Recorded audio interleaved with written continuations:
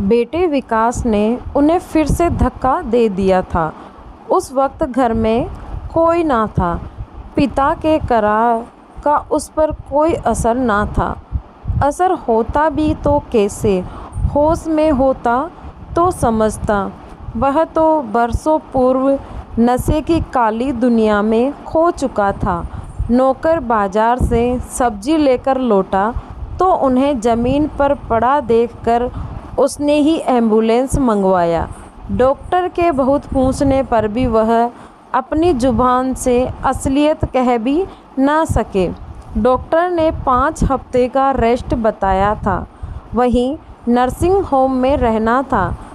बड़ी उम्र में हड्डियां आसानी से कहाँ जुड़ती है। अपने ही पुत्र के कृत्य पर उनकी आंखें नम थी और दिल भरा भरा सा था। दोपहर हुई तो स्कूल से बच्चों को लेकर लौटती बहू सास को पार्लर से लेती हुई घर आई। तब उसे इस दुर्घटना का पता लगा। इसी बीच द्वारिका प्रसाद जी ने त्वरित गति से काम किया। वकील को नर्सिंग होम बुला लिया और अपनी समस्त संपत्ति बहू के नाम कर दी। वह सिर्फ एक वसीयत नहीं बल्कि एक ससुर का पश्चाताप था। एक पढ़ी लिखी लड़की को अपने नालायक बेटे से विवाह कराने के उपरांत उनकी आत्मा उन्हें धिक्कारती रहती थी, जिसके कारण वह इस नतीजे पर पहुँचे थे। इस बात का पता लगते ही धर्मपत्नी आशा जी आग बबूला हो उठी। मेरे जीते जी इस सारी संपत्ति का मालिकाना एक बहू को देने का मतलब क्या है? हम बूढ़े और कमज़ोर हो गए हैं। विकास हमसे सारी संपत्ति जब्त कर देगा। बहू के नाम पर कर दिया। कम से कम पोते पोतियों की पढ़ाई लिखाई सही तरीके से चलेगी। वैसे भी अकेलेपन में वह अक्सर यही सोचा करते थे। बस उसी योजना को अंजाम दिया। आए दिन अपने ही बेटे के हाथों अपमानित होने वाले माता पिता और कर भी क्या सकते हैं। पश्चाताप स्वरूप ही उन्होंने अपनी समस्त संपत्ति का अधिकारी पुत्रवधू को बनाया। जानते थे कि पुत्र मोह में उनके हाथों बड़ा अपराध हुआ। आज नहीं तो कल सुधर जाएगा। यही गुनते रहे और वक्त हाथ से फिसलता गया। मगर सब इतना ज़रूरी था। मुझ पर भरोसा करते तो मैं अपने हाथों करवा देती। तुम क्या करवाती जो आज तक उसे सुधार तक ना सकी? हमेशा ही तुम्हारे लाड प्यार ने उसे बिगाड़ा है। जब पहली बार सिगरेट पिया तब थप्पड़ ना जड़ सकी। जब स्कूल फेयरवेल में दोस्तों के साथ बियर पार्टी कर रहा था तब तुमने मुझसे लड़ झगड़ उसके हाथों में पैसे दिए। उन्हीं अमीर जादों के साथ जब ड्रग्स लेने लगा तब भी तुम्हारी ममता अंधी रही। आँखों पर गांधारी के समान पट्टी बांधकर उसे बर्बाद होता देखती रही। मन खिन्नता तो सारी भड़ास निकाल रहे थे। अब कुछ भी मन में नहीं रखना चाहते थे। बेटे के गलत परवरिश के लिए पत्नी को दोषी मानते थे। आपने कौन सा ध्यान दे दिया? आप भी तो पैसे बनाने की धुन में घर से बाहर रहे। मैं अकेली जवान बेटे को कितना संभालती। काम कर रहा था, धन संग्रह कर रहा था, पर अब जान गए हूँ कि पूत सपूत तो धन का संचय और पूत कपूत तो धन का संचय। दोनों ही हालातों में ये धन बेकार है। इसीलिए अब उसे नए कर्म में लगाना चाहता हूँ। मैंने सोचा था शादी के बाद सुधर जाएगा, तभी अपने बेरोज़गार नशेड़ी बेटे के लिए एक अच्छी लड़की का जीवन बर्बाद कर दिया।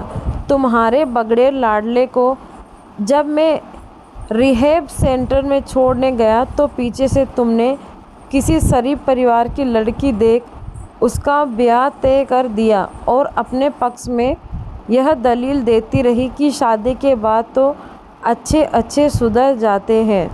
वह भी तो उसे सुधार ना सकी। सभी मेरे ही बच्चे के दुश्मन बने हुए हैं। जो दिल में आए कीजिए, वह सुबकने लगी। विकास की गलतियों पर पर्दा मत डालो। अच्छा है कि बहू सरकारी अफसर है, उसके साथ उसके बॉडीगार्ड्स रहते हैं, उससे कोई बदतमीजी नहीं कर पाएगा। अब सही समय आ गया है कि फिर से उसे रिहैब सेंटर में भेज दिया जाए। मकानों से जो किराया आ रहा है, बहू उससे बच्चों की पढ़ाई व विवाह भी अच्छी तरीके से संभाल लेगी। क्या आप भी कुछ भी बोल रहे हैं? मेरे लिए कुछ नहीं रखेंगे? थोड़ी शर्म करो आशा। एक लड़की क्या क्या ख्वाब लेकर ससुराल आती है, और हमने शिप्रा को क्या दिया? एक ड्रग्स के नशे में डूबा इंसान। मेरी पेंशन तुम्हारे खाने पहनने पार्लर के लिए काफ़ी होगा। अब तुम्हारी यही सज़ा है कि तुम बहू को संपत्ति का अधिकार दे दो। क्रोध में आशा जी तिलमिला उठी और तड़ाक, ये क्या? उन्होंने बहू पर हाथ उठा दिया। सभी सन रह गए। एक बारगी बहू को भी विश्वास नहीं हुआ कि ये हाथ उस पर उठे थे। बिन अपराध अपमान सहता पलटकर कुछ बोल ना सकी थी, मगर यह उसके संस्कार नहीं थे। चुपचाप कमरे से निकल सरकारी आवास पर जाने के लिए सामान पैक करने लगी। जब तक उसे रोकने का प्रयास करते उसने घर छोड़ दिया था। आशा जी ने सपने में भी ना सोचा था कि गलत सही ढंग से जमा राशि इस तरह उसके हाथ से निकल जाएगी। हार कर शिप्रा ने अपने किए की माफ़ी मांगी और उसे बहू नहीं बल्कि बेटी बनाकर घर वापस ले आई। उसका नालायक बेटा भी कुछ राह पर आ गया। अब पैसों के लिए पिता को परेशान करना छोड़ दिया था, क्योंकि वह जान चुका था कि जो भी है वह उसकी पत्नी का है।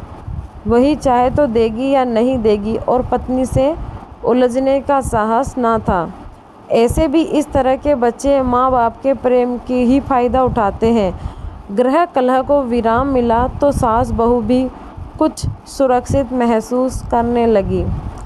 अब घर में सब कुछ तो नहीं बदला था, पर एक ससुर की आत्मा को कुछ हद तक शांति मिली थी। उसके हाथों हुए अपराध की कोई माफ़ी नहीं थी, पर वह तड़प जो बहू के निर्दोष चेहरे को देख उठती थी और उन्हें ग्लानि में डुबोती, वह शांत हो गई थी।